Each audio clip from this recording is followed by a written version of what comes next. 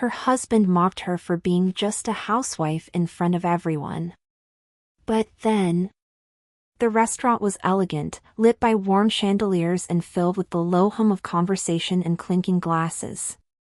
Nora sat beside her husband, Thomas, her dress modest and understated in comparison to the glittering gowns around her. She felt out of place, surrounded by people she barely knew. Thomas, dressed sharply in a tailored suit, seemed completely at ease. He leaned in close to his colleagues, laughing louder than necessary, clearly enjoying the attention. Nora kept her eyes on her water glass, occasionally forcing a smile. This wasn't her world, and she knew it. The night had just begun, but something in her chest was already sinking. As dessert was being served, the table conversation shifted. One of Thomas's coworkers asked, "So, Nora, what do you do?" Before she could answer, Thomas chuckled and cut in. "She's just a housewife. You know, holds down the fort, keeps the kids alive, that sort of thing." A few people at the table laughed, unsure whether he was joking or serious. Nora froze. The phrase "just a housewife" hit her like a slap. She felt the heat rising in her face as more jokes were made. "Sounds relaxing," someone said. "I wish I could stay home all day." Thomas didn't defend her. Instead, he laughed with them, basking in their approval while Nora quietly withered inside. As the laughter died down, the CEO's wife, elegantly dressed and dripping in jewelry, turned to Nora and said, "You're lucky. No pressure, no deadlines. Just the luxury of folding laundry and baking cookies." Her tone wasn't cruel, but patronizing, the kind that masked condescension behind a sugary smile. Thomas, oblivious to how deeply Nora had been wounded, raised his glass and added, "Well, she's great at keeping the house spotless. At least I don't come home to a mess." The table burst into another round of laughter, and this time, Nora didn't even bother to smile. She looked down, nodding politely, heart pounding. She wasn't a stranger to being overlooked. But being mocked so openly, in front of strangers, by the man who once swore to honor her, left a new kind of scar. In that moment, something shifted inside her. She had given up her career, her ambitions, even part of her identity to support the life they had built. And here she was, a silent spectator to her own belittling. Her grip tightened around the fork in her hand. She didn't say anything. Not yet. But as she looked around at the faces lit by candlelight and disdain, something cold and calm took hold of her. She wouldn't forget this night. Not for a long, long time. After the dinner, as they stepped into the car, Thomas casually said, "You did good tonight. Quiet and classy. That's how they like it." Nora didn't respond. She looked out the window, watching the city lights blur past. Her mind was racing, but her face remained composed. She thought about the past 5 years, how she had slowly faded into the background while supporting every step of Thomas's climb. And tonight, he didn't just forget her contribution, he erased it in front of everyone. She gave a small smile, one that meant nothing, and he didn't notice. He never noticed. Back at home, she undressed slowly, carefully hanging her dress. She washed her face, avoiding her own reflection in the mirror. She didn't want to see herself tonight. Lying in bed, she stared at the ceiling while Thomas snored beside her. Her mind replayed the dinner in brutal clarity. Each word, each laugh, each dismissive glance. Her body was still, but her thoughts weren't. Nora was remembering. Not just the humiliation, but who she used to be. Who she still was, somewhere deep beneath the layers of motherhood and routine. That smile she wore at dinner wasn't for politeness. It was the first warning. Years ago, before she became a wife and mother, Nora had a name in the tech world. She had worked at a fast-growing startup, known for her innovations in early childhood learning apps. She wasn't famous, but within her circle, she was respected. She had spoken at conferences, written papers, and developed tools that teachers across the state quietly adopted. But when she got pregnant with their first child, she chose to step back. Thomas had just started at a new firm, and they agreed one of them needed to be home.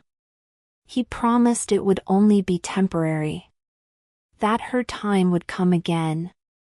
It never did. One child turned into 2, then 3. The promises faded into forgetfulness.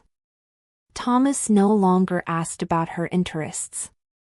He assumed they had become the children.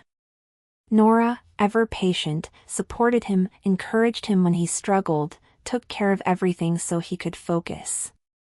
But in the quiet hours of the night, when the house slept, she stayed up. She read. She researched. And she wrote code.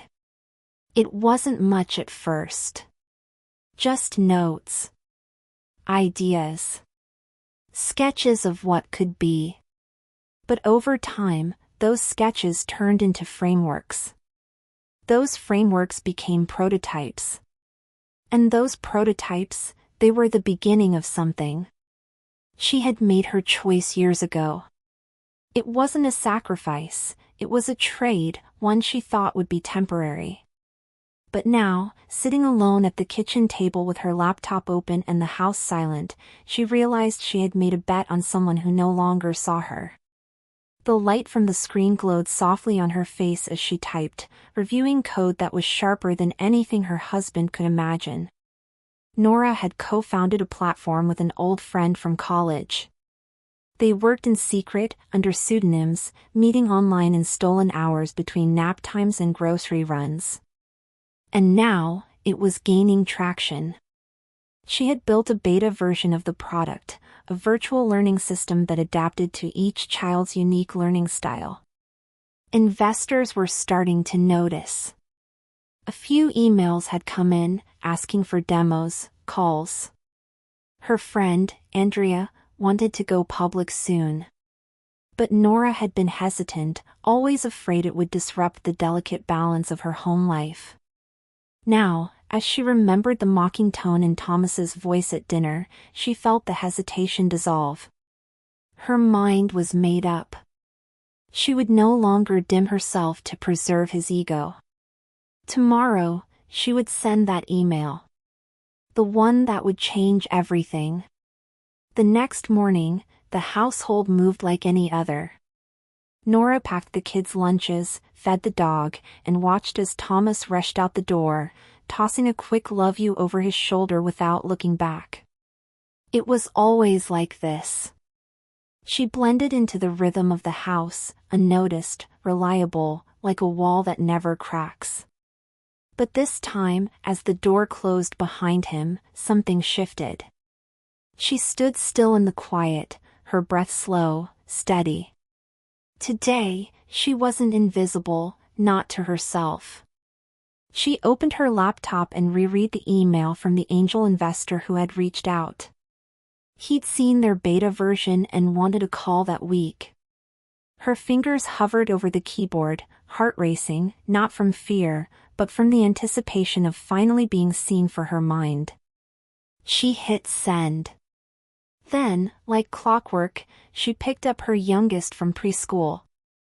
No one knew a revolution had just begun inside her kitchen. That night, when the kids were asleep and the house had quieted, Nora pulled out a weathered notebook from the back of her closet. Its pages were filled with years of ideas, sketches, algorithms, even business models.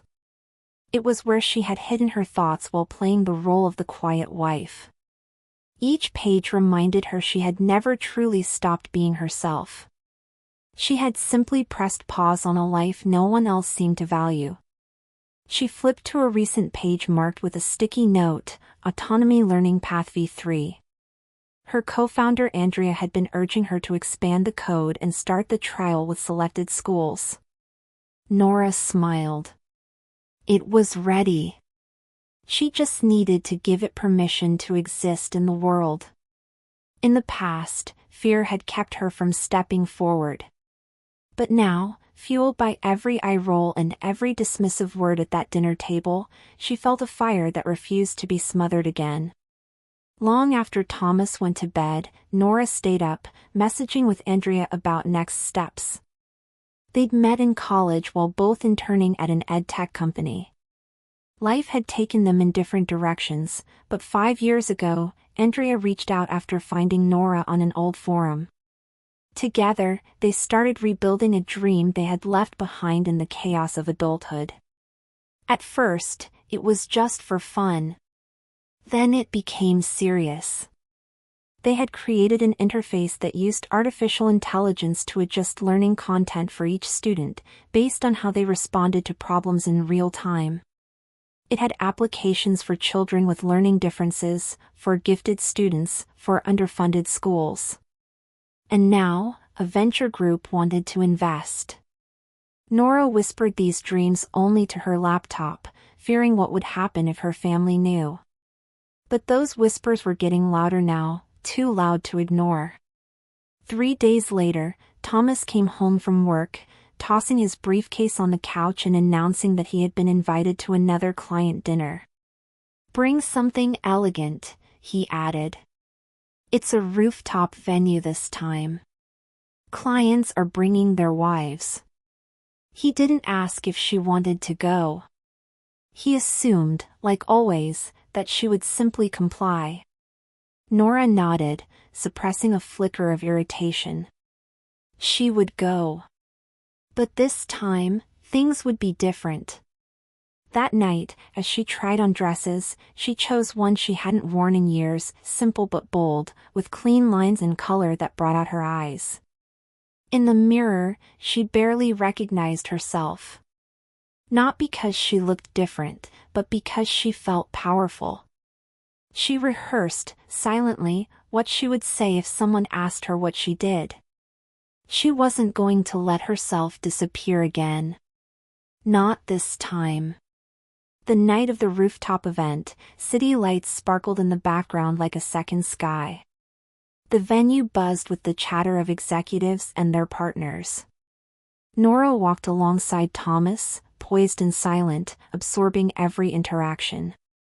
She noticed how men shook hands with Thomas but barely looked at her. How women measured her up, then turned away when she mentioned she stayed home with the kids. She smiled. They had no idea who she really was. At one point, Thomas made the same tired joke about her being retired, and someone laughed, saying, "Lucky man. She's not out spending your money like mine." Nora laughed along, but not out of submission, because she already knew something they didn't. The demo launch was set for the following week. Investors were confirmed. The company had been incorporated under a name no one here would recognize, yet. A plan was already unfolding. And soon, they would all know. Nora's company existed in the digital world under a different name, Lyra Learn. No one, not even Thomas, knew she was its co-founder. Her partner, Andrea, had taken the public role for now, allowing Nora to develop the software in peace, shielded from assumptions. Their design was sleek, intuitive, and adaptable to students with learning differences. Early pilot tests in 3 schools had yielded incredible results. Lyra Learn was gaining momentum, and fast. Every evening, after dinner and bedtime routines, Nora would switch from apron to developer. She reviewed data from the test schools, refined code based on teacher feedback, and coordinated strategy with Andrea. At times she'd pause, look around her quiet home, and marvel at how 2 worlds existed in parallel, one where she was dismissed as just a mom, and another where she was quietly shaping the future of education. Andrea sent over a draft of a press release announcing Lyra Learn's official expansion. The article would go live the following Monday, introducing the company's tech and its founders, still with Nora listed by her pseudonym N. Ren. It was safer that way. Nora wasn't ready to reveal her full identity yet. But Andrea hinted that investors wanted to meet both co-founders soon, and it was only a matter of time before she'd have to step into the light. Nora stared at the draft, her hands trembling slightly. She had built all of this in the margins of her life, between diaper changes and school pickups. And now, the world was going to see it. She imagined what Thomas would say if he knew. Would he be proud, or threatened? Would he support her, or would his ego feel exposed by her success? She didn't know. But she also no longer cared. The following afternoon, as she folded laundry, her phone buzzed with a new email notification. It was from Clarion Capital, one of the top early-stage investors in edtech. They had reviewed Lyra Learn's trial data and wanted a face-to-face pitch, urgently. Nora's heart raced. Clarion was the kind of investor that could take them from a niche innovation to a national name. She immediately forwarded it to Andrea with shaking fingers. Andrea responded with a single sentence, "This is it." They set the meeting for Friday. Nora would join remotely, using a blank screen and voice only. The thrill of it made her forget the socks in her lap. Upstairs, one of the kids called for help with homework, and she rose to go, her heart split between two identities. But this time, one of those identities was about to take center stage. 2 days before the investor pitch, Andrea texted with an unexpected invitation. A speaking slot had opened at a major edtech conference due to a cancellation. The organizers were fans of Lyra Learn and wanted one of the founders to step in. Andrea had a prior commitment. "This is your moment," she wrote. "Come as yourself. No more initials." Nora hesitated. Speaking in public would mean shedding the shield she had carefully maintained. But something inside her surged. Maybe it was anger from the dinner, or the years of being spoken over. Maybe it was the need to reclaim herself fully. She agreed. The conference would be in the same city where Thomas worked, only 2 days after their pitch with Clarion. For the first time in a long time, Nora printed her own name on a badge. When the conference organizers asked for a headshot, she uploaded the photo herself. She was done hiding. In the days leading up to the pitch and the conference, Nora lived between two worlds with a surreal clarity. During the day, she did school drop-offs, packed lunches, and helped with math homework.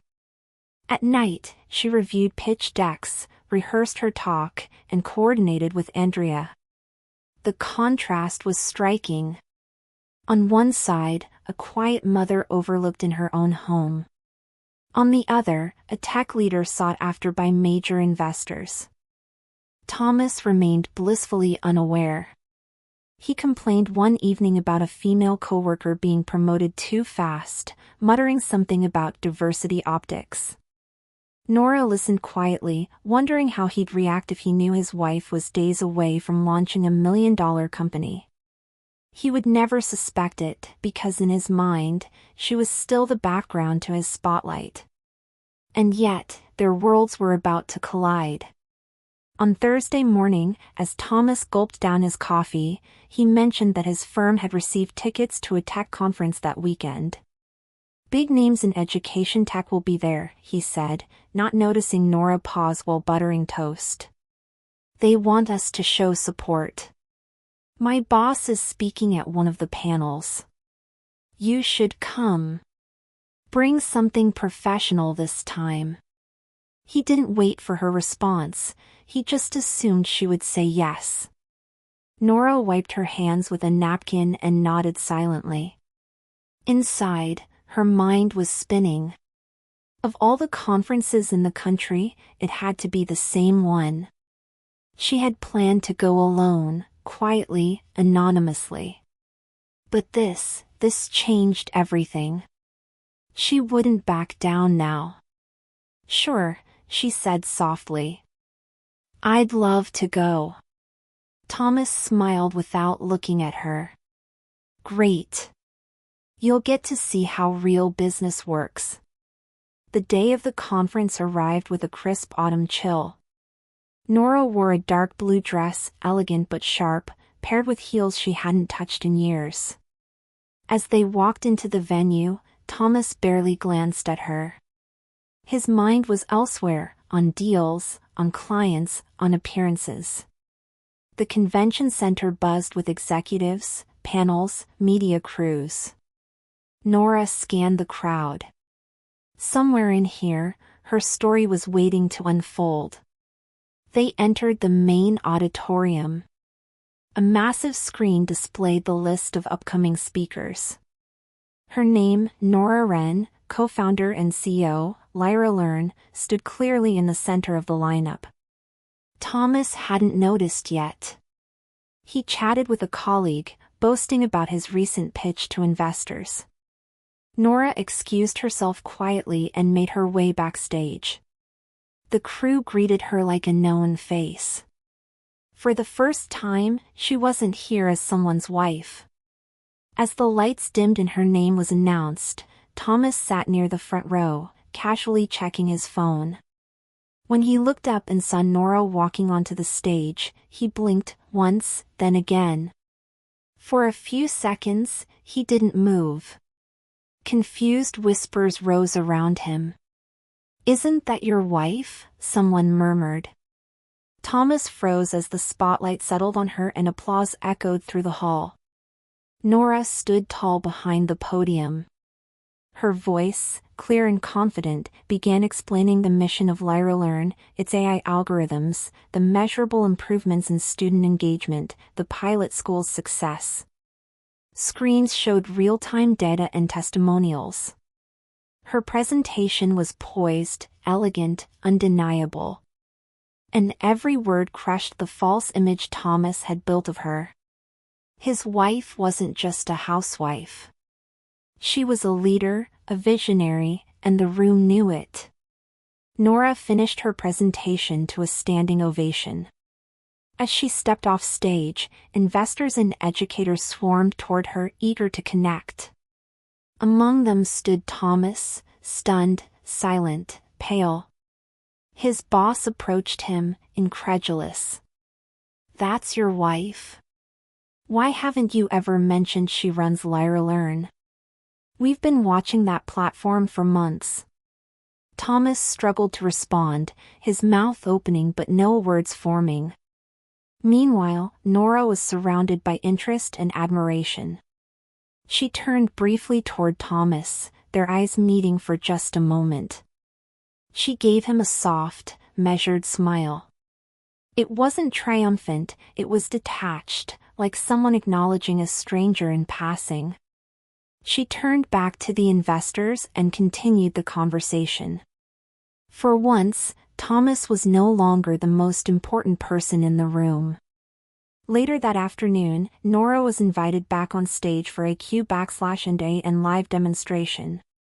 The moderators asked complex technical questions, ones she answered effortlessly. She navigated through the system's architecture, shared real-time interaction simulations, and outlined the ethical considerations behind their algorithms. Her fluency with the product and her calm authority captivated the entire audience. In the crowd, Thomas sat stiffly, watching his wife in a light he had never imagined. She wasn't riding on someone else's success. She had built this herself, from the ground up, in the hours he assumed she was folding laundry or watching TV. Each round of applause hit him harder than the last. And when her final slide read, "Designed by mothers, powered by intelligence," he knew it was personal. The story he had told about her no longer fit. And the world had just seen the truth. After the panel ended, Thomas's boss, a sharp and respected man in the firm, turned to him with a raised brow. I had no idea your wife was that Nora Wren.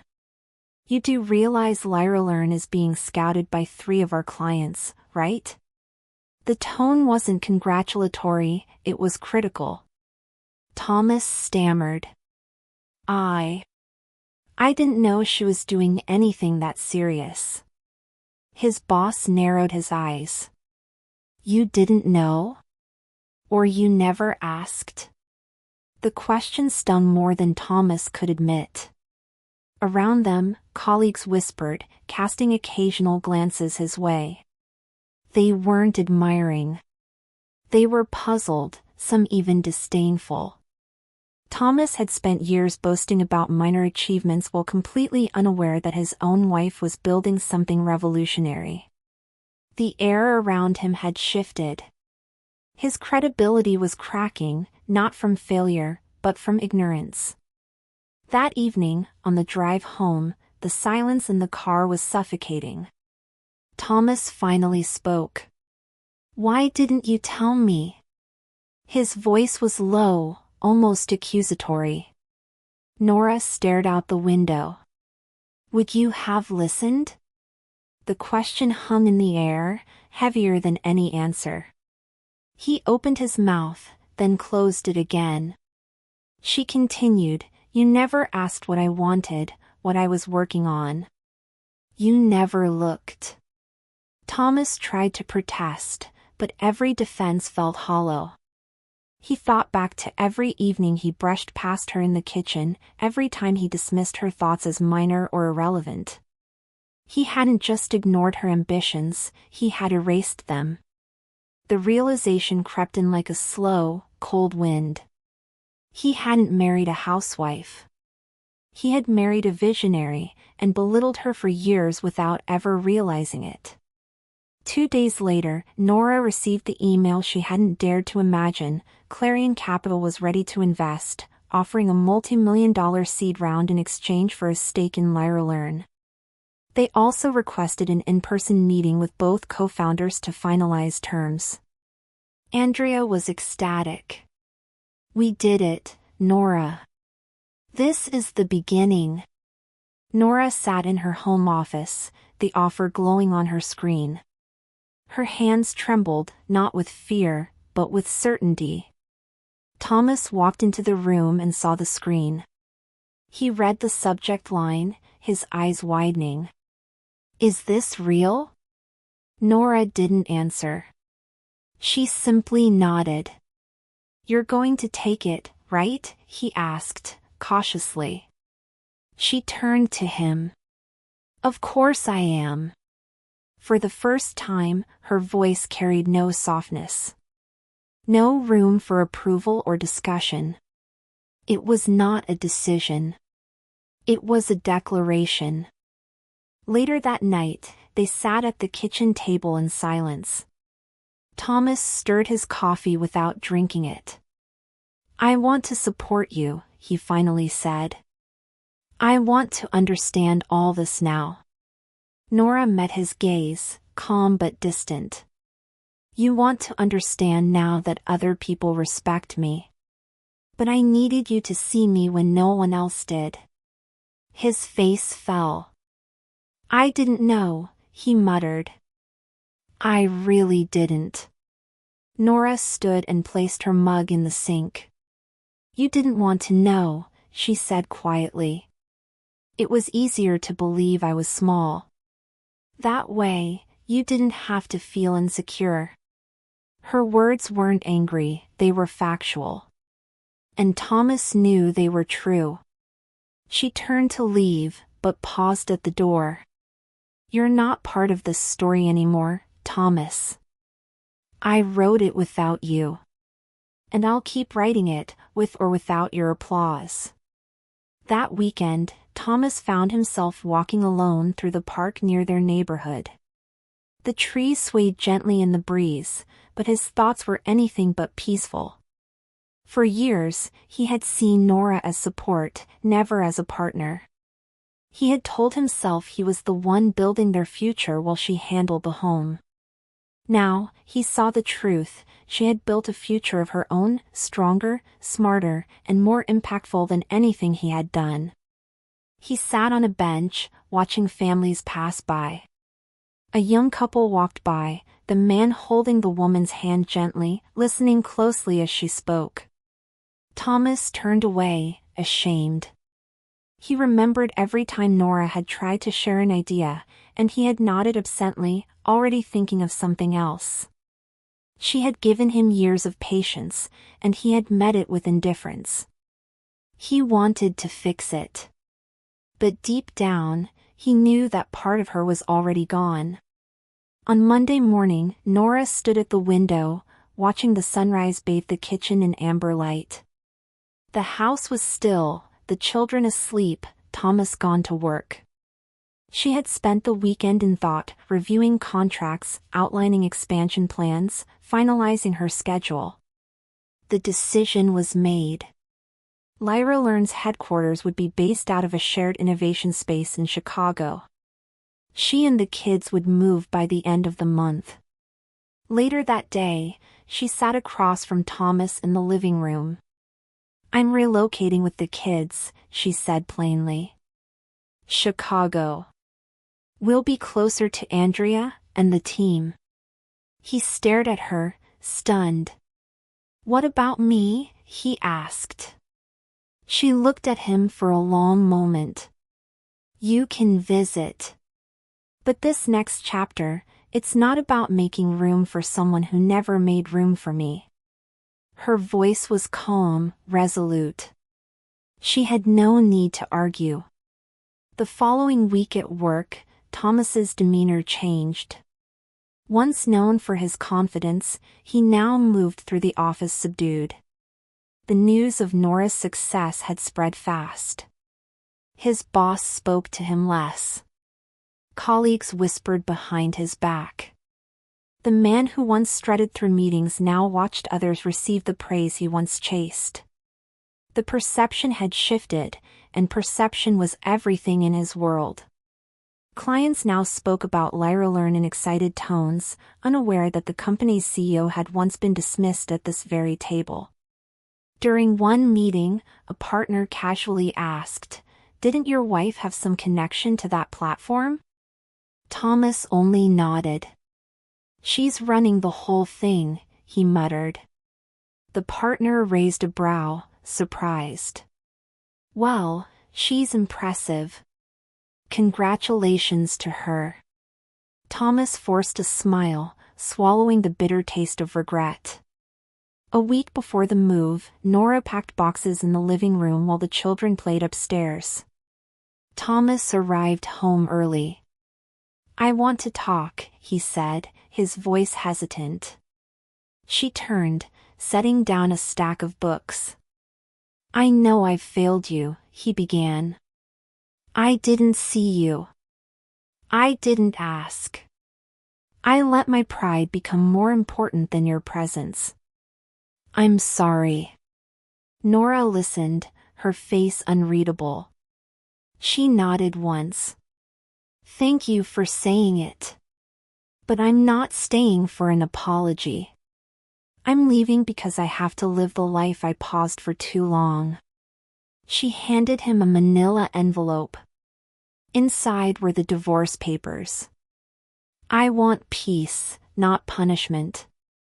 We'll co-parent. But I'm moving forward, Thomas. Please don't try to hold me back." He didn't argue. He just nodded, eyes filled with the ache of understanding that came too late. In Chicago, Nora's new life unfolded swiftly. Lyra Learn's team grew, fueled by Clarion's investment and the wave of attention from her conference speech. She was invited to keynote panels, lead workshops, and mentor other women in tech. Schools across the country implemented her platform. Nora's name began to circulate in major media outlets. But she remained grounded, her children her first joy, her mission her deepest purpose. She moved with quiet grace through her growing success. Her days were full: strategy meetings, school drop-offs, beta testing, bedtime stories. She had built a life that honored every version of herself, the mother, the innovator, the woman who once folded laundry in silence. Her story wasn't one of revenge. It was one of returning to herself, her voice, her brilliance. And she didn't need applause. Her peace was her reward. One evening, months later, Thomas sat alone in his apartment, scrolling through a news article. Nora was on the cover of a tech magazine. The headline read, "The Educator Who Changed Everything, From Motherhood to $1 Million Impact." He stared at her photo, confident, kind-eyed, radiant. She wasn't angry. She wasn't gloating. She had simply risen, beyond him, beyond the narrow space he had tried to keep her in. He set the magazine down and looked around at the quiet. No laughter, no footsteps, no gentle voice filling the room. He thought of all the times he could have lifted her, and didn't. Outside his window, the city lights blinked. Somewhere, Nora was probably tucking her children in, preparing a new keynote, or just enjoying a quiet cup of tea. She had everything he once dismissed. And now, he finally understood what he had lost.